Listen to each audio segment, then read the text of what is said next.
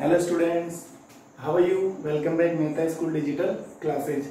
7th chapter चालू कर रखा था एटॉमिक स्ट्रक्चर वाला। देखो, इसका एक पोर्शन तो था एटॉमिक स्ट्रक्चर यानी कि एटॉमिक मॉडल, परमाणु मॉडल या परमाणु संरचनाएं। इसका दूसरा भाग था आवर्त सारणी। आवर्त सारणी मैंने कंप्लीट करवा दी। हमने 4 साइंटिस्ट की आवर्त सारणी पढ़ी थी, डोबे राइनर, न्यूलैंड, मेंडलीफ और लास्ट में पढ़ी थी हमने हेनरी मोजले की।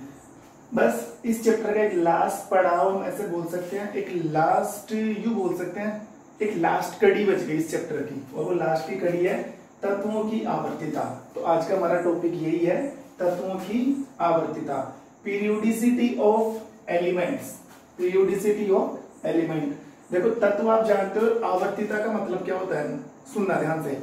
आवर्तिता का मतलब है, आपने पीरियोडिक टेबल पढ़ी है, वर्ग कौन से होते हैं? जो ऊपर से नीचे आते हैं, जो ऊर्ध्वाधर होते हैं, ठीक है, जो एक स्तंभ बनाते हैं, वो वर्ग होता है। आवर्त किसे कहते हैं? जो बाएं से दाएं जाते हैं, लेफ्ट टू राइट जो मूवमेंट करते हैं, वो कौन से होते हैं? पीरियड होते हैं, आवर्त होते हैं। जो क्षैतिज लाइनें बनाते हैं, खड़ी लाइनें बनाता है, वो तो वर्ग। जो ऐसे चलता है क्षैतिज, भूमि के समतल क्षैतिज चलता है, उन्हें बोलते हैं आवर्त। तो लास्ट वाली आवर्त सारणी हमने पढ़ा था कि उसमें 18 तो वर्ग थे और 7 क्या थे? आवर्त। तो आवर्तिता का मतलब क्या है, सुनना ध्यान से। आवर्तिता का मतलब ये होता है, जब आप किसी वर्ग में ऊपर से नीचे आते हो, या किसी आवर्त में आप बाएं से दाएं जाते हो। मैं क्या बोला?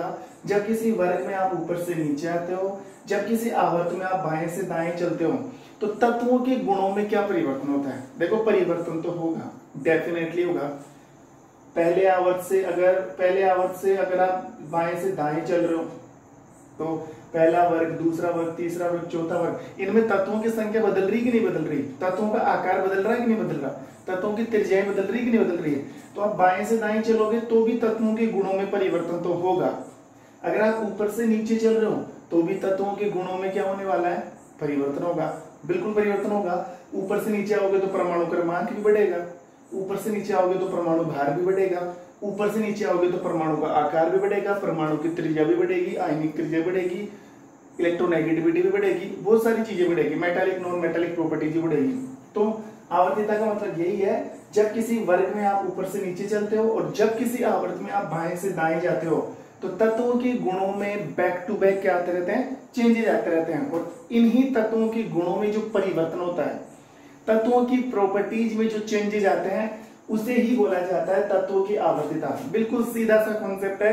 ऊपर से नीचे चलोगे तो तत्वों के गुणों में परिवर्तन होगा, बाएं से दाएं चलोगे तो तत्वों के गुणों में परिवर्तन होगा। इन्हीं तत्वों के गुणों में होने वाले परिवर्तन को तत्वों की आवर्तिता कहते हैं।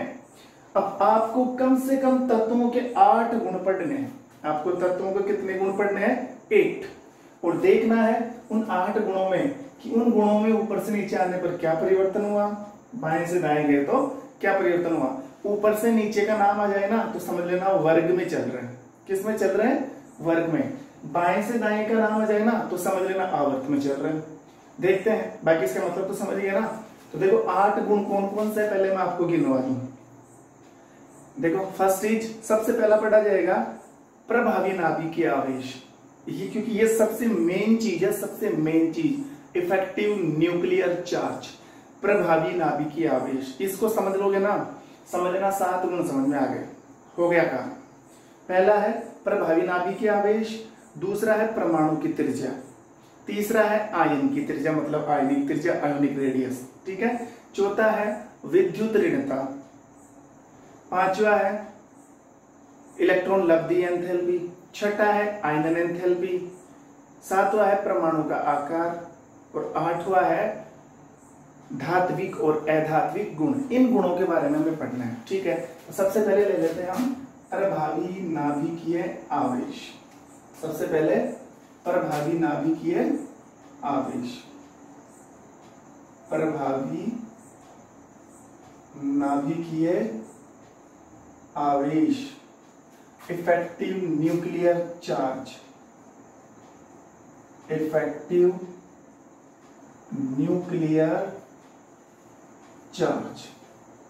ओके, ध्यान देना। देखो, अब आपको क्या करना है, आपको ये चेक करना है कि एक वर्ग में आप ऊपर से नीचे आते हो तो प्रभावी नाभिकीय आवेश पर क्या प्रभाव पड़ता है, या फिर आप एक आवर्त में अगर बाएं से दाएं जाते हो तो प्रभावी नाभिकीय आवेश पर क्या प्रभाव पड़ता है।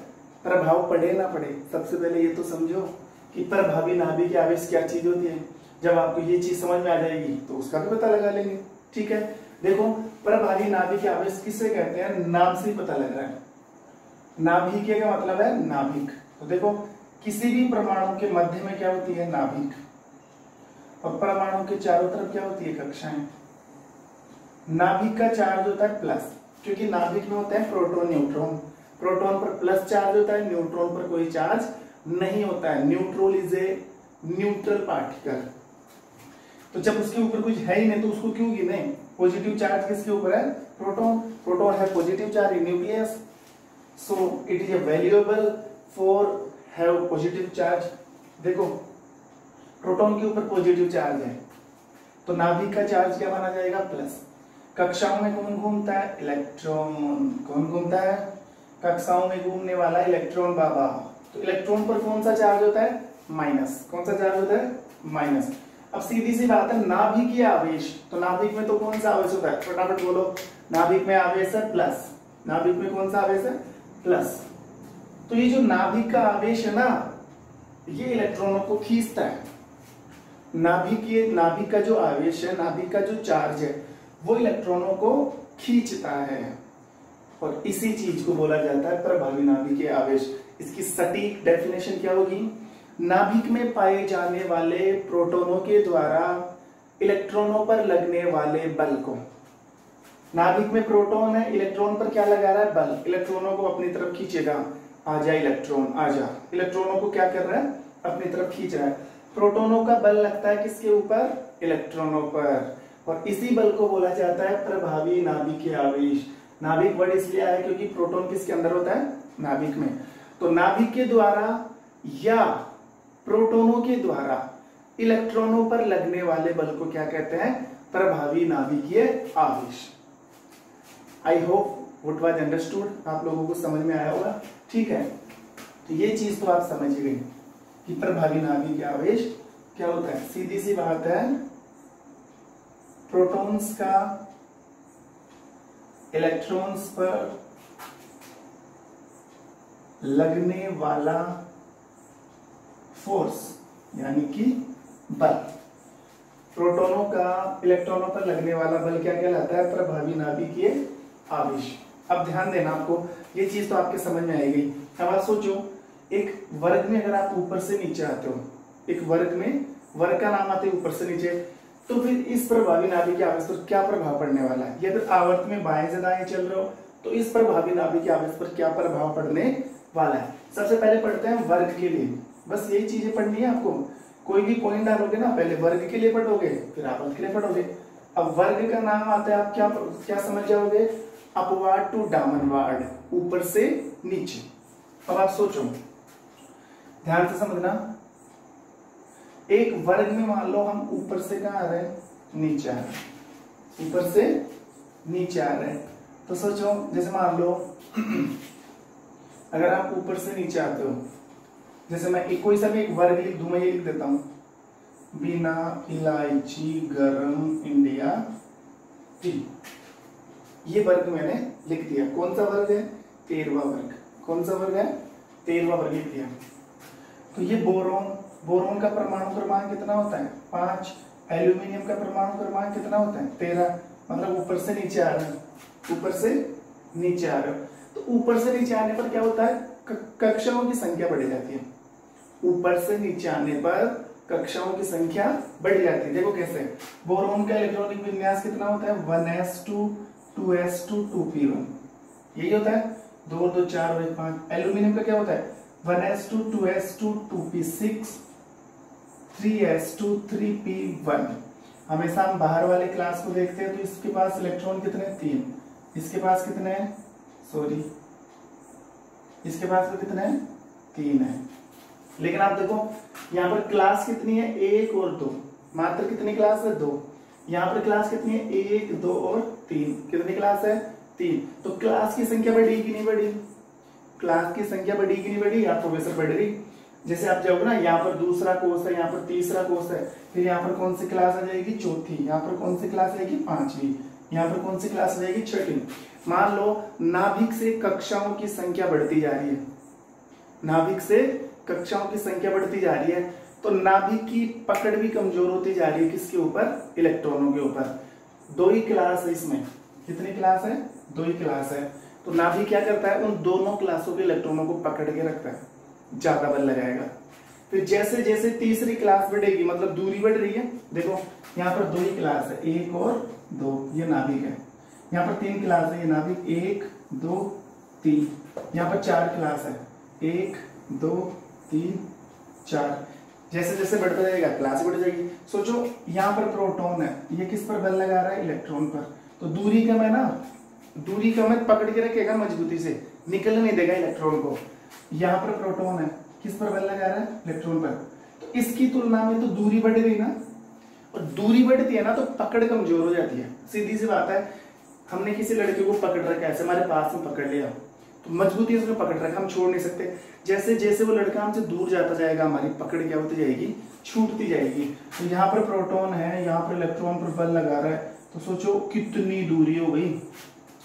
यहाँ पर दूरी कम है तो प्रोटॉनों की इलेक्ट्रॉनों पर पकड़ मजबूत है, यहाँ पर दूरी बढ़ी तो पकड़ थोड़ी कमजोर हुई। यहाँ पर देखो कितनी दूरी बढ़ गई, इसका मतलब है प्रोटॉनों का इलेक्ट्रॉनों पर बल कम हो गया। और प्रोटॉनों का इलेक्ट्रॉनों पर लगने वाला बल तो क्या है, प्रभावी नाभिकीय आवेश। तो आप समझ सकते हो, आप अपना दिमाग खर्च कर सकते हो कि सर अगर हम ऊपर से नीचे चलते हैं ना तो कोषों की संख्या बढ़ती है, कोषों की संख्या बढ़ने से नाभिक से कक्षाओं की दूरी बढ़ जाती है, कक्षाओं की दूरी बढ़ जाने से प्रोटॉनों की पकड़ कमजोर हो जाती है इलेक्ट्रॉनों पर, और इलेक्ट्रॉनों की पकड़ कमजोर हो जाएगी मतलब बल कम हो जाएगा, तो प्रभावी नाभिकीय आवेश क्या हो जाएगा, कम। तो सीधा सा आंसर है, अगर एक आवर्त सॉरी फॉर दिस, अगर आप एक वर्ग में ऊपर से नीचे चलते हो, अगर एक वर्ग में ऊपर से नीचे चलते हो तो प्रभावी नाभिकीय आवेश कम होता है। सीधी सी बात है, ये तो मैंने डायरेक्टली आंसर बोला है। अगर एक वर्ग में आप ऊपर से नीचे चलते हो तो प्रभावी नाभिकीय आवेश कम होता है। क्यों कम होता है, इसका भी आंसर आप दे सकते हो, क्योंकि ऊपर से नीचे चलने पर कोषों की संख्या बढ़ती है, कोषों की संख्या बढ़ने से नाभिक की कक्षाओं से दूरी बढ़ती है, और कक्षाओं की दूरी बढ़ती है तो नाभिक में पाए जाने वाले प्रोटॉनों की इलेक्ट्रॉनों पर पकड़ क्या हो जाती है, कमजोर। और पकड़ कमजोर होने का मतलब है पर बल कम हो गया, और उस बल को क्या बोलते हैं, प्रभावी नाभिकीय आवेश। ठीक है, तो कर सकते हो कि नहीं कर सकते, ऊपर से नीचे आने पर प्रभावी नाभिकीय आवेश क्या हो जाता है, कम, क्योंकि प्रोटॉनों की इलेक्ट्रॉनों के ऊपर पकड़ क्या हो जाती है, कमजोर। वो इसलिए क्योंकि दूरी क्या हो जाती है, बढ़ जाती है। ओके, ये तो हो गया क्लियर। अब आप सोचो, ये तो बात थी किसके लिए, वर्ग के लिए। अब अगर बात करें किसके लिए, आवर्त के लिए, और आवर्त में तो कहां चलते हैं, बाएं से दाएं। आवर्त में तो कहां चलते हैं, बाएं से दाएं। अब सुनना ध्यान से, जैसे बाएं से दाएं गए हम, ऐसे मान लो पहला वर्ग कौन सा था, हेलिना, फिर यहां से बी मकेसर 12, फिर ये बीच वाला छोड़ दो, यहाँ पर देखो बोरोन, हाइड्रोजन इधर हीलियम था, lithium beryllium boron, carbon nitrogen oxygen, यही था। अब आप देखो, जैसे इन दोनों में कंपैरिजन कर लो, बेरिलियम ले लो, ऑक्सीजन ले लो। ये बेरिलियम किस तरफ है, इधर है, बाई तरफ है, बाई से दाई तरफ जा रहे हो तो कौन आएगा, ऑक्सीजन। कुछ भी ले सकते हो एग्जाम्पल। अरे अब बाएं से दाएं चल रहे हो ना, तो बाई तरफ तो बेरिलियम है, इधर क्या मिला, ऑक्सीजन। तो अब सोचो आप बाएं से दाएं जा रहे हो तो प्रभावी नाभिकीय आवेश घटेगा कि बढ़ेगा, घटेगा। प्रभावी नाभिकीय आवेश बढ़ेगा, घटता तो कभी जब ऊपर से नीचे आते हैं। ठीक है, लेकिन आप बाएं से दाएं जा रहे हो ना तो प्रभावी नाभिकीय आवेश बढ़ेगा, मतलब प्रोटॉनों की इलेक्ट्रॉनों पर पकड़ और भी मजबूत होगी। और उसका सीधा सा रीजन है क्योंकि परमाणु क्रमांक बढ़ता है। सोचो कैसे, एक बार मैं इसको मिटाई देता हूं।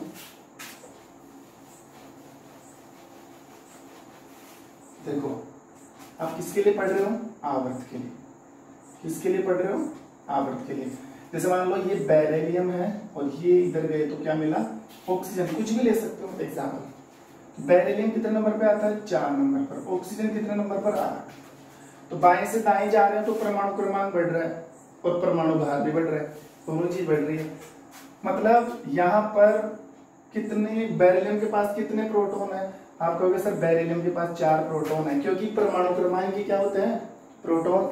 और किसी भी तत्व में प्रोटॉनों की संख्या क्या कहलाती है? परमाणु क्रमांक कहलाता है। तो बेरिलियम हैव 4 प्रोटॉन। बेरिलियम के पास कितने प्रोटॉन है? 4। ऑक्सीजन के पास कितने प्रोटॉन है? 8। तो सोचो यहां पर 8 प्रोटॉन इलेक्ट्रॉनों पर बल लगाएंगे, 8 प्रोटॉन का बल एक साथ लगेगा। यहाँ पर कितने प्रोटॉनों का बल लग रहा है? 4 का।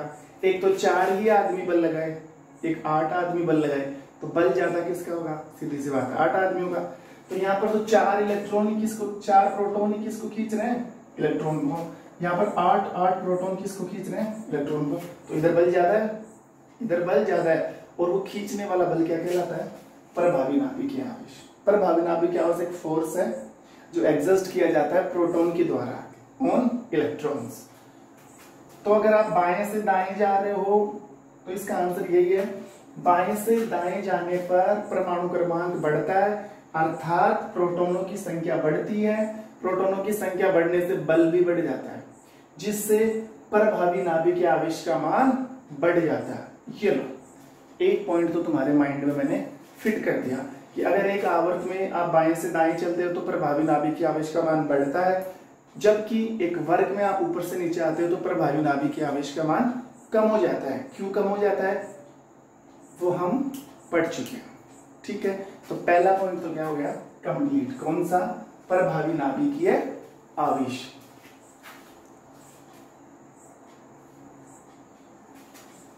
सेकंड पॉइंट देखो, एक तो कंप्लीट हो गया प्रभावी नाभिकीय आवेश।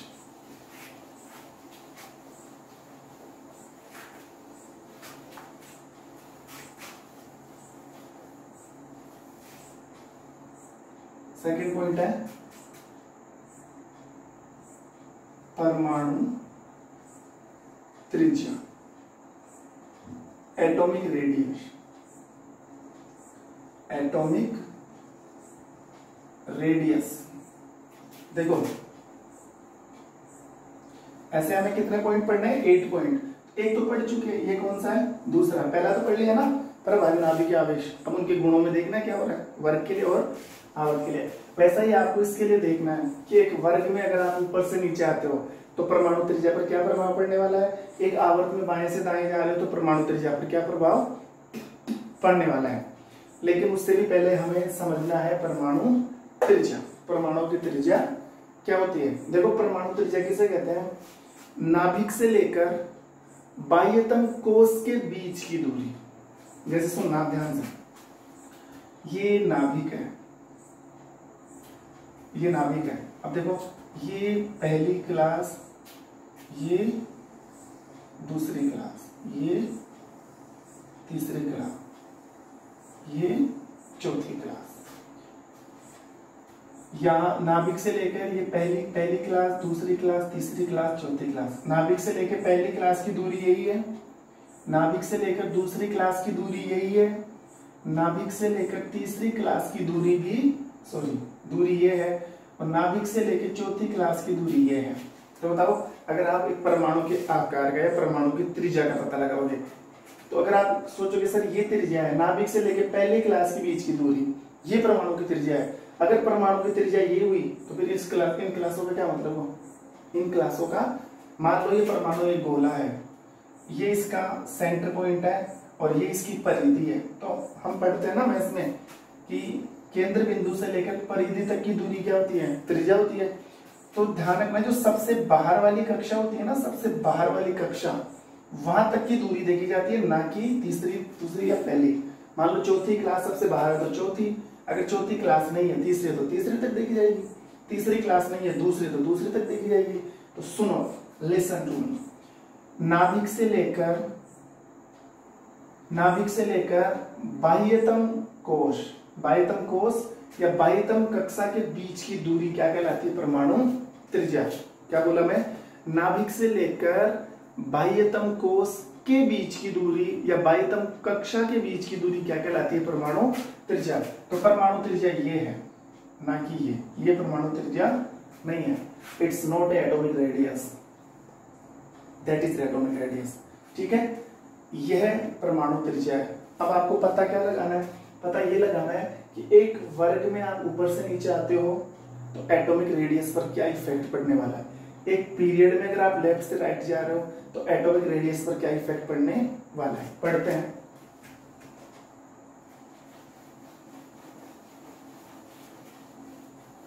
देखो सबसे पहले बात करें किसके लिए, चलो पहले आवर्त के लिए बात करते हैं। किसके लिए बात करें, आवर्त के लिए। आवर्त के लिए जैसे मान लो एग्जांपल ले लो, लिथियम ऐसे है ना, हेलिना के रिम्स इस पर बी मग केसर 12, ये जो बीच वाला डी ब्लॉक आता है ना, इसको छोड़ दो क्योंकि ये क्या है, इनका परमाणु क्रमांक ज्यादा है तो आपको समझ में नहीं आएगा। लिथियम बेरिलियम आप ले लो, पी ब्लॉक है, boron carbon nitrogen oxygen fluorine और नियोन। ठीक है, तो ये कौन सा वर्ग है, पहला। दूसरा वर्ग 13वां 14वां 15वां 16वां 17 18, बीच में 3 से लेकर 12 तक मैंने लिखा है, चाहे तो लिख सकते हो, लेकिन आप देखो आवर्त का आया ना, आवर्त, आवर्त का मतलब है बाएं से दाएं।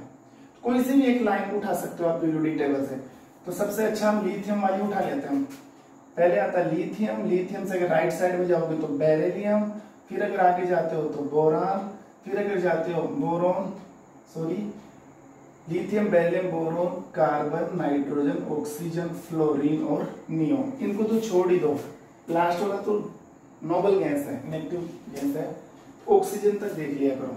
देखो ये क्या है, लिथियम, क्या ये लिथियम है। अब सुनना ध्यान से,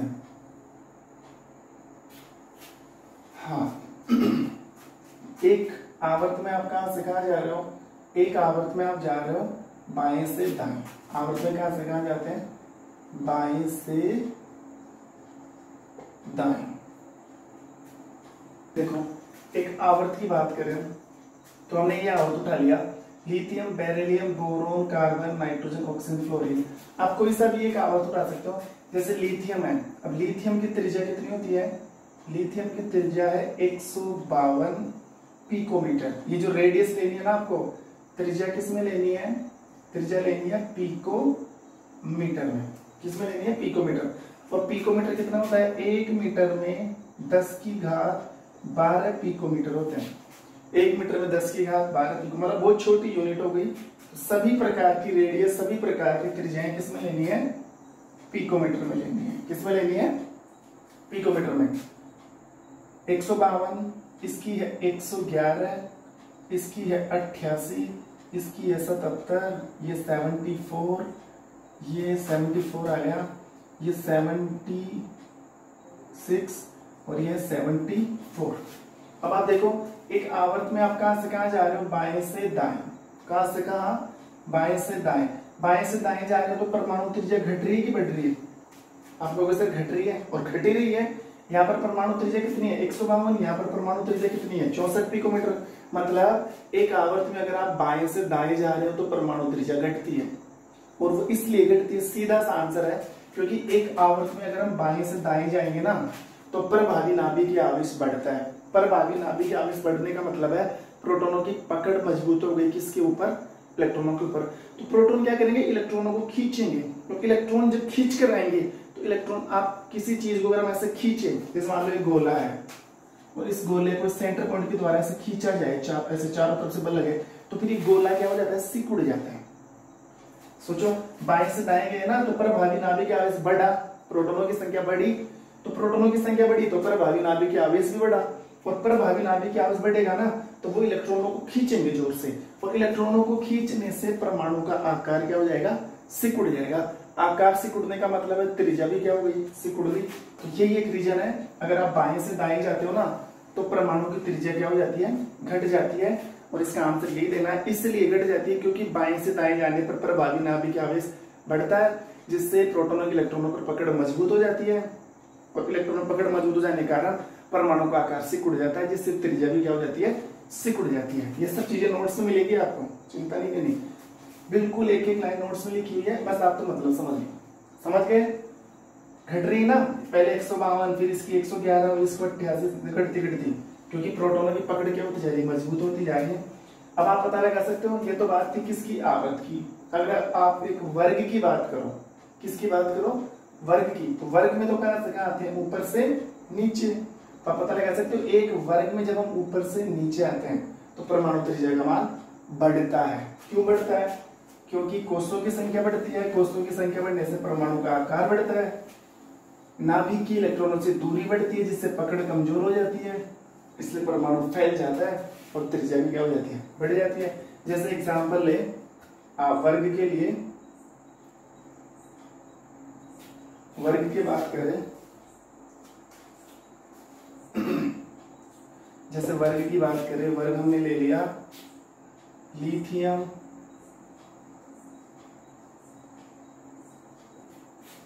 ठीक है, ये ले लिया हमने lithium, sodium, potassium, rubidium, Cg।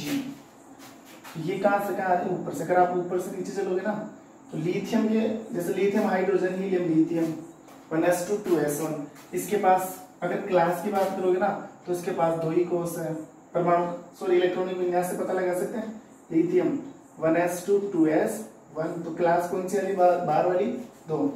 इसके पास कितनी कक्षा है, 3, इसके पास कितनी कक्षा है, 4, इसके पास 5 और इसके पास 6। ये तो किसकी संख्या है, कोष की संख्या।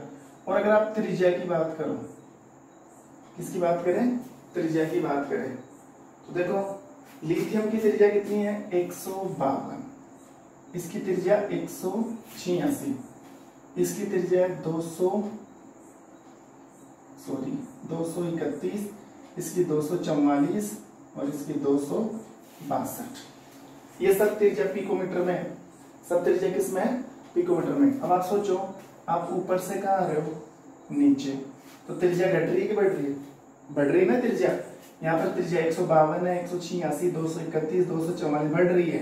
मतलब हम कह सकते हैं ऊपर से नीचे आने पर परमाणु की त्रिज्या क्या होती है, ऊपर से नीचे आने पर परमाणु की त्रिज्या बढ़ती है। क्यों बढ़ती है, कोष की संख्या बढ़ रही ना, कोष की संख्या बढ़ेगी मतलब नाभिक से कक्षा दूर जाती जा रही है, तो प्रोटोनों की इलेक्ट्रॉनों पर पकड़ क्या होगी, कमजोर। अब जब प्रोटोन ही इलेक्ट्रॉन को नहीं खींचेगा तो परमाणु सिकुड़ेगा ही नहीं, परमाणु तो फैल जाएगा, और फैलने से त्रिज्या भी क्या हो जाती है, फैल जाती है।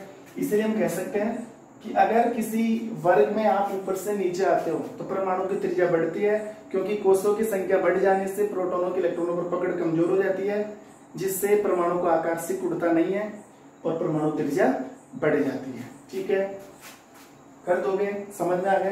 तुमने कितने पॉइंट पढ़ लिए, 2 पॉइंट। कितने पॉइंट तैयार किए, 2 पॉइंट। अब देखो तीसरा पॉइंट क्या है,